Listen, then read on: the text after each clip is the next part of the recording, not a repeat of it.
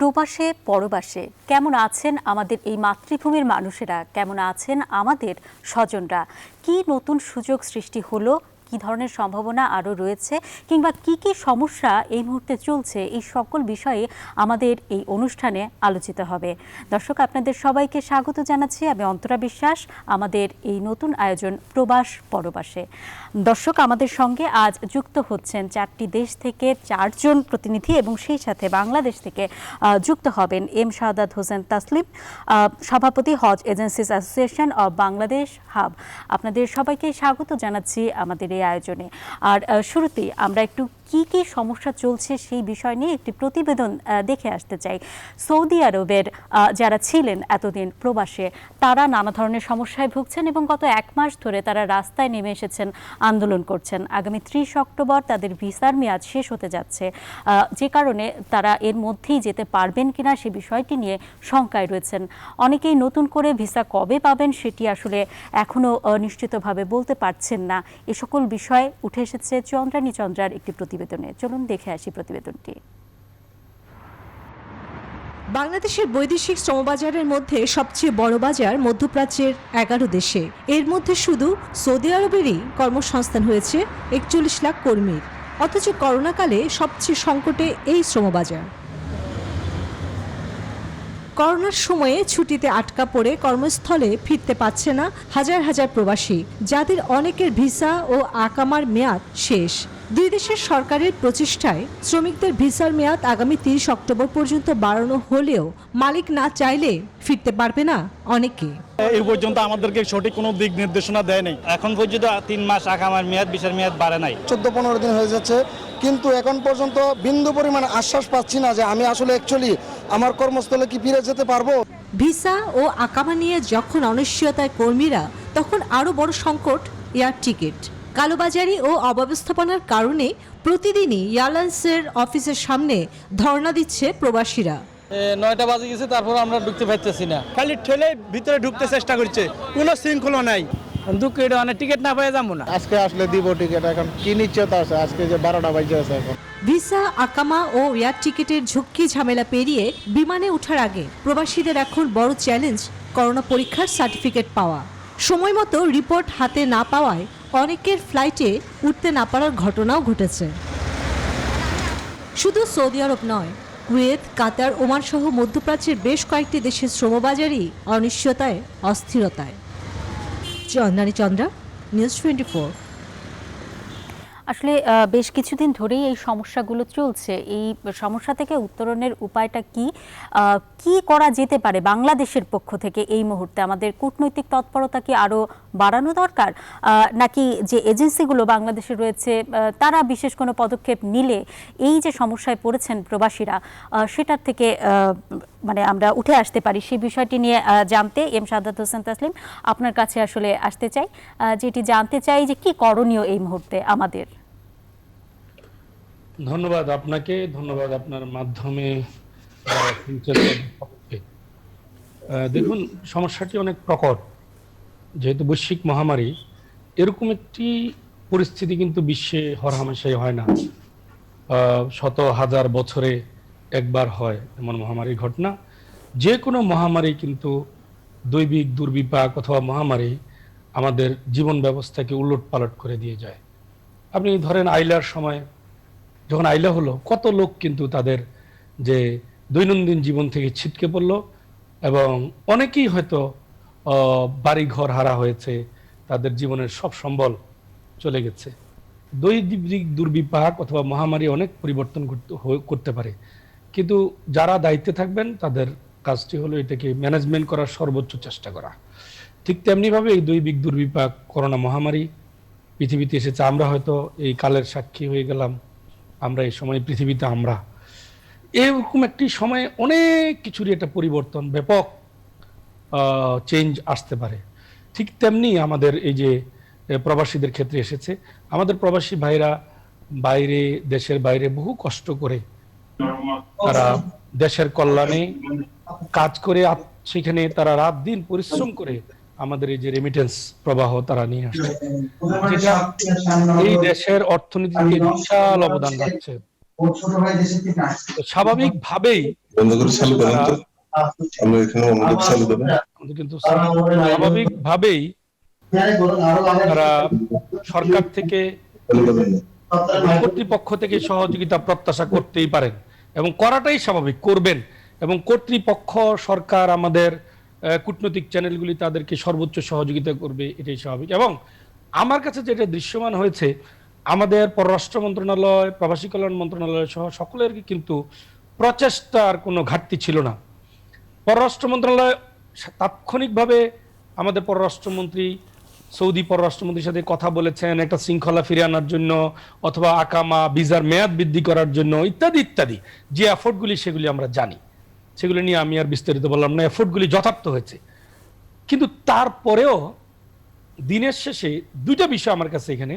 এক হলো, যিনি প্রবাসী এখানে এসে আটকে গেছেন, তিনি রাষ্ট্রের জন্য যেমন গুরুত্বপূর্ণ, তিনি আমাদের একজন রেমিটেন্স যোদ্ধা, এই দেশের রেমিটেন্স নিয়ে আসেন তিনি, তেমনিভাবে ওনার ব্যক্তি জীবনে কিন্তু ওনারও কিন্তু এই কাজটি ছাড়া জীবন চালানোর জন্য ওনার নিজের, ওনার পরিবারের, ওনার হয়তো বৃদ্ধ মাতা পিতা, হয়তো স্ত্রী সন্তানদের জন্য তার আর অন্য কোনো উপায় নেই, বিধায় তাকেও এর জন্য তাকিয়ে থাকতে হয়।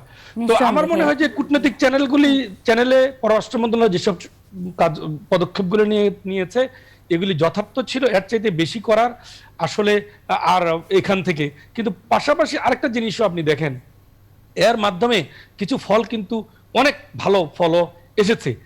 পাশাপাশি যিনি এমপ্লয়ার, আপনি দেখেন বাংলাদেশের ক্ষেত্রেও দেখেন, আমাদের বাংলাদেশে অনেক লোকের কিন্তু এখানে চাকরি গেছে, অনেক প্রতিষ্ঠান তাদের ছাঁটাই করেছে। তো তাহলে অর্থাৎ একজন এমপ্লয়ার, একজন নিয়োগকর্তা যে কোনো সময় এই স্বাধীনতা রাখেন যে তিনি তার কর্মচারী আর রাখবেন কিনা। তো এই ধাক্কা কিন্তু, ধকলটা সৌদি আরবেও পড়তে পারে, বা মিডল ইস্টে পড়তে পারে না, পড়েছে, বিশ্বময় পড়েছে। সেখানেও কিন্তু একজন নিয়োগকর্তা ভাবতে পারেন যে তিনি হয়তো আর এতজন নিয়ে কন্টিনিউ করবেন না। ওনার 3টা ড্রাইভার থাকলে উনি হয়তো ভাববেন একজন ড্রাইভার দিয়ে উনি পরিচালনা করবেন। এখানে আপনি অন্যান্যরা যারা আছেন আমাদের সাথে যোগ দিবেন, তারা হয়তো বলবেন। বৈশ্বিক মহামারীর উপরেও আমাদের হাত নেই, আর এই সময় আসলে মানে ব্যবসাটা কোন দিকে যাচ্ছে, অর্থনীতি কোন দিকে যাচ্ছে, সেটাও আসলে যারা আসলে যেতে পারছেন না, বা বাংলাদেশেরও যদি বলি সেই হাতটি নেই। কিন্তু একটা বিষয় তো আমাদের হাত আছে, যেমন স্বাস্থ্য পরীক্ষার কথা বলা হচ্ছে যে যারা আসলে যাবেন এয়ারপোর্টে, তাদের স্বাস্থ্য পরীক্ষা করে যেতে হবে, করোনা পজিটিভ বা নেগেটিভ সেই সার্টিফিকেটটা নিয়ে তাদের যেতে হবে। সেখানে আমরা নানা ধরনের জটিলতা দেখতে পাচ্ছি। তো এরকম কোনো কিছু করার কি কোনো সুযোগ আছে, যে যারা দেশের বাইরে যাবেন বা খুব দ্রুততম সময়ে যাদের টিকিট কাটা আছে, তাদের যেন দীর্ঘ দিন দাঁড়িয়ে না থাকতে হয়, সেই ব্যবস্থাটা আপনারা এজেন্সির পক্ষ থেকে করতে পারেন কিনা, বা প্রস্তাবটা দিতে পারেন কিনা? দেখুন, এখানে একটা বিষয় আমার কাছে মনে হচ্ছে যে এয়ারলাইন্সের কিন্তু এখানে একটা দায়িত্ব আছে। এয়ারলাইন্সের একটি দায়িত্বের প্রতি আমি আমার মনে হয় দায়িত্বটি যথাযথভাবে পালন হচ্ছে না। সেটা হলো, আমি টেলিভিশনে দেখেছি যে আজকে রাতে বা আজকে দুপুরে কাউকে একটা টিকিট দেওয়া হচ্ছে, কালকে দুপুরে তার ফ্লাইট। এই ফ্লাইট যে কালকে দুপুরে, এটা তো 7 দিন আগেও ছিল এই ফ্লাইট। তাহলে গত 6 দিন আগে, 3 দিন আগে কেন এই ফ্লাইট ফিল আপ করা হয় নাই? আজকে ওনার কালকে একটা ফ্লাইট আছে, সেটাতে যে কোনো কারণে ওনার 30টা সিট খালি আছে। এই 30 জন আজকে লাইন থেকে 30 জনকে এই 30টা টিকিট ধরাই দিলেন, আর এই 30 জন কখন করোনা টেস্ট করবে, কখন যাবে? এই ক্ষেত্রে আমি মনে করি এয়ারলাইন্সকে বলে দিতে হবে যে আপনিও আমাদের যারা প্রবাসী তাদেরকে 2 দিন আগে অন্তত টিকিট দিতে হবে। আপনি কালকার ফ্লাইটের সিট খালি থাকলো কি করে? আর যদি কোনো কারণে সিট খালি হয়ে থাকে, যে কোনো কারণে হোক, যৌক্তিক কারণে যদি খালি হয়ে থাকে, তাহলে সেটা এইভাবে কালকে যাওয়ার জন্য একজনকে ধরিয়ে দেওয়া যাবে না। কারণ তিনি এই টিকিট নিয়ে দৌড়াচ্ছেন, তিনি আবার স্বাস্থ্য পরীক্ষার জন্য, করোনা পরীক্ষা, সেখানে না হলে তিনি অনেক কষ্টের মধ্যে পতিত হচ্ছেন, তার সময় ক্ষেপণ হচ্ছে, আবার এখানে এসে লাইন ধরবে, আবার সে নতুন করে টোকেন নিবে, এটা করবে। তো এইটার আমার কাছে মনে হয় গভর্নমেন্ট যেটা করছে, সেখানে তো কাউকে 7 দিন পরে করোনা টেস্টের রিপোর্ট দেওয়া হচ্ছে, এরকম তো কোনো অভিযোগ নাই। তা আমি মনে করি যে বিভাগ করোনা রিপোর্ট দিচ্ছে তারা যথাসময়ে দিচ্ছে, কিন্তু এয়ারলাইন্সের টিকিট বন্টনের ক্ষেত্রে কাউকে সময় দিয়ে টিকিট বন্টন করতে হবে। কালকের টিকিট দিয়ে আজকে তাকে এখানে ছেড়ে দিয়ে করোনা টেস্ট করার শর্ত দেয়া, এটা সমীচীন নয়। এই ক্ষেত্রে এয়ারলাইন্সকে দায়িত্বশীল হতে হবে। নিঃসন্দেহে তাদেরকে দায়িত্বশীল হতে হবে, কিন্তু আরেকটি বিষয় যেটি দেখা যাচ্ছে যে প্রবাসী যারা যাবেন তাদেরকে আলাদা কোনো লাইনে বা বিশেষ সুবিধা দেওয়ার যে বিষয়টি, সেই প্রস্তাবটি আপনারা স্বাস্থ্য মন্ত্রণালয়ের কাছে দিতে পারেন কিনা? কারণ প্রবাসীরা তো আসলে জানেন না যে কোথায় যেতে হবে, বা একজন হয়তো বা ব্যক্তি স্বার্থে তার নিজের কথা বলতে পারেন, কিন্তু আপনারা তো সর্বসাধারণের স্বার্থে সেই প্রস্তাবটা রাখার মানে এখতিয়ারটা আছে আপনাদের, সেটা কি আপনারা করতে পারেন কিনা, যে তাদেরকে 2-3 দিন না ঘুরে যাতে একদিন তারা গেলেন এবং দ্রুততম সময়ে তারা পরীক্ষাটা করতে পারলেন? কারণ এরকম অভিযোগ অনেকের আছে যে যারা 2-3 দিন ঘুরেছেন তারা পরীক্ষা করতে পারেননি, যেদিন পরীক্ষা করেছেন তার পরের দিনই তাদের ফ্লাইট এবং তারা ফ্লাইট মিস করেছেন। হ্যাঁ, এই বিষয়টি আপনি দেখেন যে আপনি যেটা বলেছেন, আমি মনে করি গভর্নমেন্ট কিন্তু সেই ব্যবস্থাটা নিয়েছে। কিভাবে? এই এখন যেখানে মহাখালীতে প্রবাসীদের জন্য করোনা টেস্ট হয়, সেটা কিন্তু অনলি ফর ডেডিকেটেড আমাদের এক্সপিটেড এই প্রবাসী যারা আমাদের যাবে তাদের জন্য, এবং সেখানে এটা তাদের জন্য নিবেদিত। তাহলে সমস্যাটি কোথায়? সমস্যাটি কিন্তু সময়ের, টাইম ফ্রেম। আপনার বক্তব্য থেকে এসেছে যে ওনাকে আজকে টিকিট দিয়ে কালকের ফ্লাইটে দেওয়া হয়েছে, আর সেখানে তিনি কালকে রিপোর্ট পান নাই। এটা তো পিসিআর ল্যাব নিশ্চয়ই, আমি হয়তো আগেই টিকিট পেয়েছেন কিন্তু কয়েকদিন উনি ঘুরেছেন কিন্তু টেস্ট করাতে পারেননি, এরকম অভিযোগও রয়েছে। না, সেটা হলে তো অবশ্যই আমি মনে করি অনেকেই যাচ্ছেন, তো কার টিকিট কবে সেই হিসেবটা করে তাদেরকে অগ্রাধিকার দেওয়ার বিষয়টিকে আপনারা নিশ্চিত করতে পারেন কিনা? আপনি যথার্থ বলেছেন। হ্যাঁ, এই ক্ষেত্রে হয়তো আমি মনে করি যে হ্যাঁ, এই ক্ষেত্রে আরো বেশি এফোর্ট দেওয়া উচিত, ল্যাব আরো পর্যাপ্ত ল্যাব থাকা উচিত। এমনকি যদি সম্ভব হয় সেখানে 1 দিন 2 দিন নয়, স্পেশাল ব্যবস্থা করে দিনের টেস্ট দিনেই দেওয়া যায় কিনা, যে সকালে যারা জমা দিল তারা বিকালে পেল, বিকেলে যারা জমা দিল তারা কালকে সকালে পেল। অর্থাৎ ওই মেশিনগুলির সর্বোচ্চ ব্যবহার, এখানে পিসিআর ল্যাবের সর্বোচ্চ ব্যবহার করে ডেডিকেটেড টিম রেখে এটা আরো সময় কমানো যায় কিনা, বিষয়টি আমার মনে হয় স্বাস্থ্য অধিদপ্তর ভাববেন এবং সংশ্লিষ্ট কর্তৃপক্ষ প্রবাসী মন্ত্রণালয় এটা ভাববেন বলে আমি প্রত্যাশা করি। অনেক ধন্যবাদ আপনাকে, এবং সেই সাথে আরও বেশ কিছু বিষয় নিয়ে আমরা আলোচনা করব। পাসপোর্ট নবায়নে অতিরিক্ত টাকা দাবি করছেন অনেকেই, এবং সেই সাথে পুলিশ ভেরিফিকেশনে নানা ধরনের জটিলতায় রয়েছেন, টিকিট নিয়ে জটিলতা রয়েছে, এই সকল বিষয় নিয়ে আমরা আলোচনা করব, কিন্তু ছোট্ট একটি বিরতির পর। দর্শক কোথাও যাবেন না, দেখছেন প্রবাস পরবাস। বিরতির পর আবারও স্বাগত, দেখছেন প্রবাস পরবাস। আমাদের সঙ্গে 4 দেশ থেকে যুক্ত হয়েছেন 4 জন অতিথি। শ্রুতি তাদের সঙ্গে পরিচয় করিয়ে দিচ্ছে। সৌদি আরব থেকে আলামিন, সংযুক্ত আরব আমিরাত থেকে কামরুল হাসান জনি, কুয়েত থেকে মঈন সুমন এবং বাহরাইন থেকে ইকরামুল হক। এই 4 জন আমাদের সঙ্গে যুক্ত আছেন শুরু থেকেই এবং এখনও আছেন। তাদের কাছে আমরা যাব, এবং সেই সাথে দর্শক আপনারা তো জানেনই, বিরতির আগে আমরা কথা বলছিলাম এম শাহাদাত হোসেন তসলিমের সঙ্গে, সভাপতি Hajj agencies association of Bangladesh HAAB. আপনাদের সবাইকে আবারও স্বাগত জানাচ্ছি বিরতির পরে। শুরুতেই আলামিন, আপনার কাছে যে প্রসঙ্গটি নিয়ে আসতে চাই, যে বাংলাদেশে এই মুহূর্তে যদি বলা হয় যে সবচাইতে করুণ দশা আর কি যাদের, তারা হচ্ছে সৌদি আরব প্রবাসী যারা, এবং তাদের মধ্যে একটা বড় সংখ্যক মানুষ প্রতিদিনই রাস্তায় নামছেন। আসলে সৌদি আরবের প্রান্ত থেকে কি কিছু করার আছে, বা সৌদি আরবে এখনও যে প্রবাসীরা রয়েছেন তারা কি চাইলে কিছু করতে পারেন যেন এই যে যারা প্রবাসী বাংলাদেশ থেকে যেতে পারছেন না সৌদি আরবে, তারা যেতে পারেন? ধন্যবাদ আপনাকে। আসলে বাংলাদেশের যে সবচেয়ে বড় স্তম্ভ দেশ সেটি হচ্ছে সৌদি আরব। বিভিন্ন কারণে কিন্তু সৌদি আরব অত্যন্ত গুরুত্বপূর্ণ বাংলাদেশের জন্য। বিভিন্ন ইস্যুতে সৌদি আরব সবসময় গুরুত্বের শীর্ষে থাকে বাংলাদেশের কাছে। তো এই যে সমস্যাটা হয়েছে ইদানিং করোনার পরবর্তী সময় বা এই কোভিড-19 এর কারণে যে সমস্যা তৈরি হচ্ছে, এখানে মূলত প্রবাসীরা যারা ছুটিতে গিয়েছিলেন বা যারা ফেরার জন্য অপেক্ষায় ছিলেন, ঠিক সেই মুহূর্তে যখন লকডাউন চলে আসে এবং আন্তর্জাতিক সকল যোগাযোগ বন্ধ হয়ে যায়, তখন কিন্তু সারা বিশ্বে এটির প্রভাব পড়েছে। তো এইখানে মূল সমস্যা যেটি হয়েছে সেটি হচ্ছে যে গত মাসখানেক যাবত যখন থেকে ফিরতি ফ্লাইট শুরু হলো বা প্রবাসীদেরকে সৌদি আরবে প্রবেশ করার অনুমতি দেওয়া হলো সৌদি সরকারের পক্ষ থেকে, ঠিক তখন থেকেই। তো এখানে আমি যদি বলি যে এখানে কিছু তথ্যের ঘাটতি আছে। এই তথ্যের ঘাটতির কারণে কিন্তু প্রবাসীদের মধ্যে এক ধরনের বিশৃঙ্খলা বা এই ধরনের আতঙ্ক তৈরি হয়েছে। আমরা যদি শুরুতে বলি যে সৌদি সরকার কিন্তু প্রবাসীদেরকে সৌদি আরব আনার ব্যাপারে যথেষ্ট আন্তরিক, এবং সৌদি সরকার কিন্তু এই করোনার কারণে তারা 3 দফায় 7 মাসের জন্য তারা ইকামা এবং ভিসার মেয়াদ বৃদ্ধি করেছে বিনা ফিতে। যদিও একজন মানুষের এখন একজন প্রবাসীর ইকামা প্রতি মাসে তার 800 রিয়াল খরচ হয়, সেখানে সৌদি সরকার 1 রিয়াল নেয়নি, তারা বিনা ফিতে বৃদ্ধি করে দিয়েছে। সর্বশেষ যেটি বলা হলো যে 24 দিন মেয়াদ বেড়ে গেছে, এটিতে কিন্তু একটি তথ্যের ঘাটতি ছিল, যেটি সৌদি সরকারের প্ল্যাটফর্ম থেকে এই বিষয়টি নিশ্চিত করা হয়নি। তো এখানে প্রবাসীরা তারা নিশ্চিত হয়ে গিয়েছিলেন যে তারা ভিসার মেয়াদ বৃদ্ধি পেয়েছে, এরকম জেনে অনেকে বসে আছেন। আবার অনেকে যখন জানতে পেরেছেন পরক্ষণে যে তার ইকামাটা এখন বৃদ্ধি হয়নি। এখন কিন্তু গ্লোবালাইজেশনের যুগ, এখন কিন্তু বিশ্বায়নের সময় কিন্তু তথ্য কিন্তু গ্যাপ থাকে না, একটি তথ্য আসার পরে এটা ক্রস চেক করার যথেষ্ট সুযোগ কিন্তু রয়েছে। তো সরকার থেকে যখন ঘোষণা দেওয়া হলো তখন অনেকেই তাদের নিজস্ব স্মার্টফোনে অথবা তারা ইন্টারনেটের মাধ্যমে তারা চেক করতে পেরেছেন যে তার ইকামাকে সত্যি বৃদ্ধি হলো কিনা। সেখানে যখন দেখলেন যে বৃদ্ধি হলো, তখন কিন্তু ঢাকায় তারা ছুটে আসতে শুরু করলেন। আরেকটা বিষয় হচ্ছে যে এই যে একটা প্রক্রিয়া, এখন কিন্তু সৌদি সরকারের কাছে বাংলাদেশ সরকারের একটি আলোচনা চলছে, অব্যাহত আছে। এখানে দরকার ছিল যে প্রথমেই বাংলাদেশ সরকারের উচিত ছিল যে কতজন প্রবাসী আসলে বাংলাদেশে বর্তমানে ফেরার অপেক্ষায় রয়েছে তাদের একটি তালিকা করে, তারপরে কতজনের ইকামার মেয়াদ আছে, কতজনের ভিসার মেয়াদ আছে। এখানে ইকামা এবং ভিসা দুটো কিন্তু দুই জিনিস। একজনের ভিসার মেয়াদ থাকলে ইকামার মেয়াদ না থাকলে কিন্তু সে আসতে পারবে না, আবার একজনের ইকামার মেয়াদ আছে ভিসার মেয়াদ নেই, সে আসতে পারবে না। দুটোর কিন্তু সমন্বয় করতে হবে। এখানে একটা তালিকা করার দরকার ছিল, যেটি বাংলাদেশ সরকারের হাতে এখনো পর্যন্ত তারা করতে পারে নাই।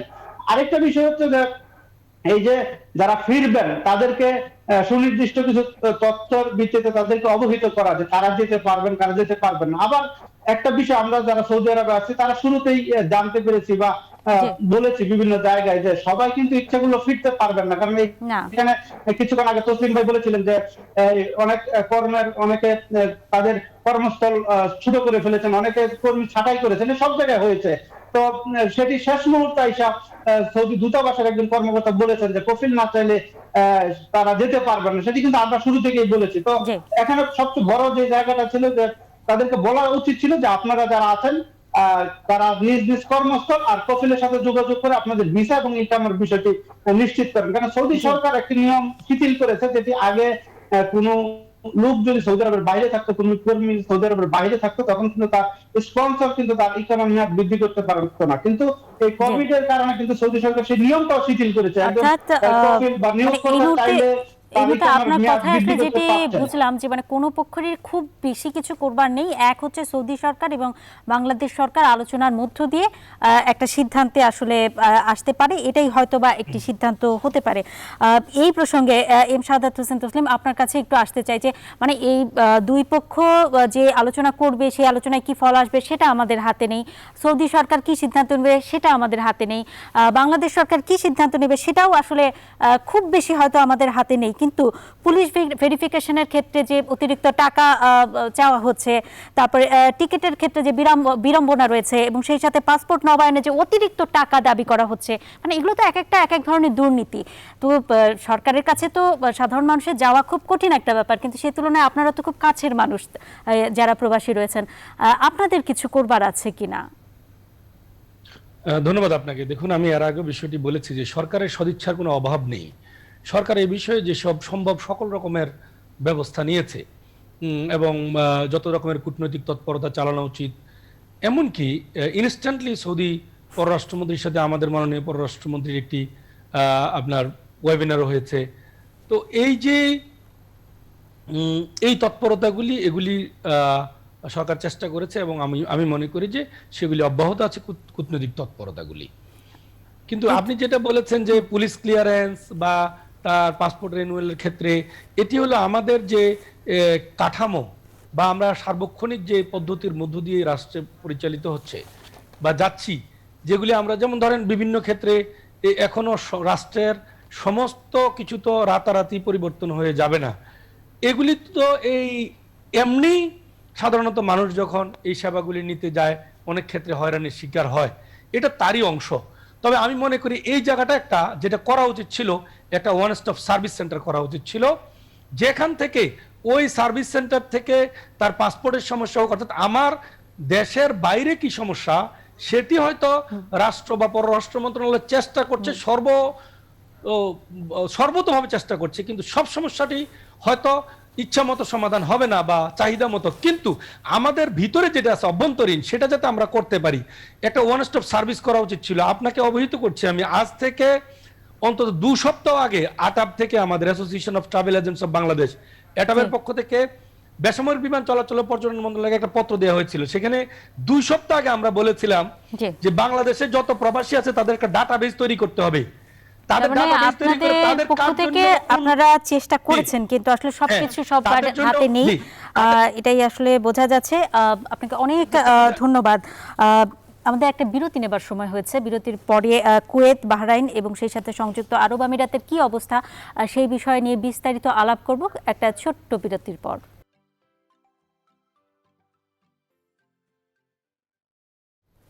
বিরতির পর আবারও স্বাগত। দেখছেন প্রবাস পরবাস। প্রবাসের সমস্যা, সম্ভাবনা সকল কিছুই আমাদের এই অনুষ্ঠানে উঠে আসবে, কিন্তু আজ শিবলি সমস্যার কথাই আসছে, কারণ বেশ সমস্যাই রয়েছেন বাংলাদেশের প্রবাসীরা। যেতে চাই বাহরাইনে, সেখানে আছেন ইকরামুল হক। আপনার কাছে জানতে চাই সেখানকার কি কি সমস্যা রয়েছে এবং এমন কোনো উপায় কি আছে যেন প্রবাসীরা মানে নির্বিঘ্নে যেতে পারেন? ধন্যবাদ আজকের উপস্থাপক আমাদেরকে এখানে ইনভাইট করার জন্য এবং আজকে এই সুন্দর উপস্থাপনার জন্য। পাশাপাশি দর্শক শ্রোতা যে যেখান থেকে আমাদের দেখতে পাচ্ছেন তাদের প্রতি হলো আন্তরিক শুভেচ্ছা অভিনন্দন। আমি আপনাকে যে বিষয়টি জানিয়ে দিতে চাচ্ছি প্রথমে, সেটি হলো আসলে বাহরাইনে এই মুহূর্তে আমরা কিন্তু 2টি পরিস্থিতির মধ্য দিয়ে কিন্তু সমস্যা অতিবাহিত করতেছি, এটা অনেকেরই জানা আছেন। সেটি একটি হলো কোভিড-19 করোনা ভাইরাস পরিস্থিতি, আরেকটি হলো এখানকার পরবর্তীতে কিন্তু একটা ভালো পরিস্থিতি, সেটা এখানকার বাহরাইন সরকার পক্ষ থেকে কিন্তু দেওয়া হয়েছে। তারা আমাদেরকে নয়, শুধু এখানে যারা আছেন বিভিন্ন দেশের তাদের সবাইকে সাধারণ ক্ষমার আওতা নিয়ে এসেছিলেন এই পরিস্থিতির কারণে, করোনা ভাইরাসের কারণে। তো যাই হোক, এই সময়টুকু আমরা কিভাবে আসলে পার করছি সেটি আমি আজকে আপনার কাছে এবং আপনার মাধ্যমে উপস্থাপন করব। সেটি আসলে পরিস্থিতি শুরুতেই এখানকার সরকার একদম প্রথম দিকেই যখন ফেব্রুয়ারির 23 তারিখে এখানে করোনা ভাইরাস অস্তিত্ব পাওয়া গিয়েছিল, সেই থেকেই কিন্তু তারা বেশ কতগুলো দিক নির্দেশনা দিয়েছিলেন, বিশেষ করে জনসমাগম যেগুলা এখানে বিশ্ব স্বাস্থ্য সংস্থা যেসব নিয়ন্ত্রণগুলো ছিল সেগুলোর পাশাপাশি তারা সেটি মোকাবেলার জন্য একটা ন্যাশনাল টাস্ক ফোর্স গঠন করেছিলেন। সেই অর্থনৈতিক যে উদ্দীপক আর কি, সেটা ছিল তাদের 4.3 বিলিয়ন। এইটার আওতায় ছিল তাদের অনেকগুলো প্রকল্প, তারা অনেকগুলো পরিকল্পনা হাতে নিয়েছিলেন। তো যাই হোক, সব মিলিয়ে এই মুহূর্তে যখন আমাদের দেশের বাংলাদেশিরা এখানে বিভিন্ন ভাবে ক্ষতিগ্রস্ত হয়ে পড়েছেন, অনেকে চাকরি হারিয়ে ফেলেছেন, অনেকেরই ভিসার মেয়াদ শেষ হয়ে গেছে, কিন্তু কি করবেন, আবার এদিকে সর্বশেষ বিমান চলাচল বন্ধ হয়ে গেছে। এমন একটি পরিস্থিতি তৈরি হয়েছেন যে আসলে অনেকেই না খেয়েও এখানে ছিলেন। ঠিক সেই পরিস্থিতিতে এখানে এগিয়ে এসেছিলেন কমিউনিটি বেশ কতগুলো সংগঠন এবং বাংলাদেশ দূতাবাস ও বিভিন্ন সংগঠনের সাথে যোগাযোগ রক্ষা করে এবং বাংলাদেশ সরকার এবং বাহরাইনের বিভিন্ন মন্ত্রণালয়ের সাথে তারা বৈঠক করে আমাদের সেই পরিস্থিতি মোকাবেলার জন্য এগিয়ে এসেছেন। এবং সেই জায়গায় গিয়ে তারা কি করলেন, প্রথমে আমাদের বেশ কতগুলো বন্দী ছিলেন এখানে, অনেক দিনে সাজা হয়ে গেছিল 320 জনের মতো, প্রথমে এসে এদেরকে মুক্তি দিয়েছিলেন এবং তাদেরকে একটি চার্টার ফ্লাইটে দেশে প্রেরণের পরবর্তী ব্যবস্থা করেছিলেন। তারপরে এসে বলেছে যে ঠিক আছে, 2007 সালে একটি বড় ধরনের শ্রম আইন লঙ্ঘন ছিল এখানে, সেটি হলো একটি লোক এক মালিকের বিষয় নিয়ে অন্য মালিকের জায়গায় কাজ করেন। এই পরিস্থিতিতে যাকে পেয়েছিলেন এখানকার শ্রম বাজার নিয়ন্ত্রণ সংস্থা এলেমা, তাকে একটি অপরাধের একটা সাজা তারা দিয়ে রেখেছিলেন, কিন্তু সেটি এ পর্যন্ত সম্ভব হয়নি। নানাবিধ সমস্যার মধ্য দিয়ে বাহরাইনের প্রবাসীরা যাচ্ছেন। আমরা আবারও নিশ্চয়ই আপনার কাছে ফিরতে পারবো যদি সময় থাকে। সংযুক্ত আরব আমিরাতে যেতে চাই, সেখানে আছেন কামরুল হাসান জনি। মানে হজ তো হচ্ছে না, মানে কি অবস্থা সেখানকার? ধন্যবাদ আপা। আসলে এখানকার যেহেতু এটা সংযুক্ত আরব আমিরাত বলা হয়, দুবাইকে বলা হয় বাণিজ্যিক রাজধানী, বেসিক্যালি এখানে বাংলাদেশিদের যে সমস্যাটা এখন বর্তমানে আমরা যেটাকে ধরতে পারছি, এটা হচ্ছে যারা দেশ থেকে আসার চেষ্টা করছেন তারাই মূলত সবচেয়ে বড় সমস্যা এখানে সম্মুখীন হচ্ছেন সমস্যার। যেমন গত শুক্রবারে যে দুবাইতে যে ফ্লাইটগুলো ছিল ফ্লাই দুবাইয়ের, সেখানেও কিন্তু 125 জন যাত্রী আটকা পড়ে গেছেন যাদের আইসিএ অ্যাপ্রুভেল ছিলেন না, যারা না নিয়ে দেশ থেকে এখানে দুবাইতে এসেছেন। আজকে সকালবেলা দুটো ফ্লাইটে 9:30 এবং 10টায় সকালে দুটো ফ্লাইটে কিন্তু 103 জন যাত্রীকে আবার ফেরত পাঠানো হয়েছে এখান থেকে। এই জিনিসটা যে এই যে একটা বিব্রতকর পরিস্থিতি তৈরি হচ্ছে, এটা কিন্তু এখানকার যে আমাদের যে বাংলাদেশ দূতাবাস আছে, বাংলাদেশ কনসুলেট আছে, তারা কিন্তু এই সরাসরি এই পরিস্থিতিটাকে সিভিল এভিয়েশন এবং বিমান কর্তৃপক্ষ যারা এয়ারলাইন্স কর্তৃপক্ষ আছে তাদের উপরে দোষটা দেওয়ার চেষ্টা করছে। কারণ হচ্ছে তারা যদি বর্তমানে যে আরব আমিরাত সরকারের যে গত 8 অক্টোবর থেকে যে নতুন নিয়মটি শুরু করেছে, এই নিয়মটি যদি তারা ফলো করতো তাহলে এই ধরনের পরিস্থিতি তৈরি হতো না বলে তারা দাবি করছে। আরেকটি বিষয় আমি এখানে সংযুক্ত করতে চাই, এখানে কিন্তু সংযুক্ত আরব আমিরাতের যে স্বাস্থ্য অধিদপ্তর আছে, এই স্বাস্থ্য অধিদপ্তর কিন্তু প্রথম থেকেই চেষ্টা করছে যেন সংযুক্ত আরব আমিরাতে করোনায় মৃত্যুর হার কম থাকে।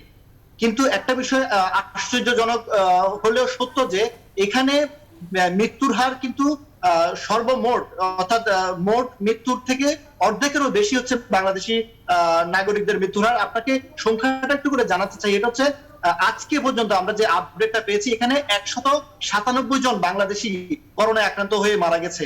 অর্থাৎ এই দেশে করোনার শুরুটা ছিল জানুয়ারি মাসের 29 তারিখ, অর্থাৎ জানুয়ারি মাসের 29 তারিখ থেকে নিয়ে আজকে পর্যন্ত বাংলাদেশিদের যে মৃত্যুর হার, এখানে 197 জন বাংলাদেশি মারা গেছেন। এই যে একটা মৃত্যু ঝুঁকি, আমরা কিন্তু বেশ কিছু ডাক্তারের সঙ্গে কথা বলেছিলাম যে আসলে কেন বাংলাদেশিরা এভাবে মারা যাচ্ছে বা এই ঝুঁকিটা কেন বাংলাদেশিদের উপর পড়ছে।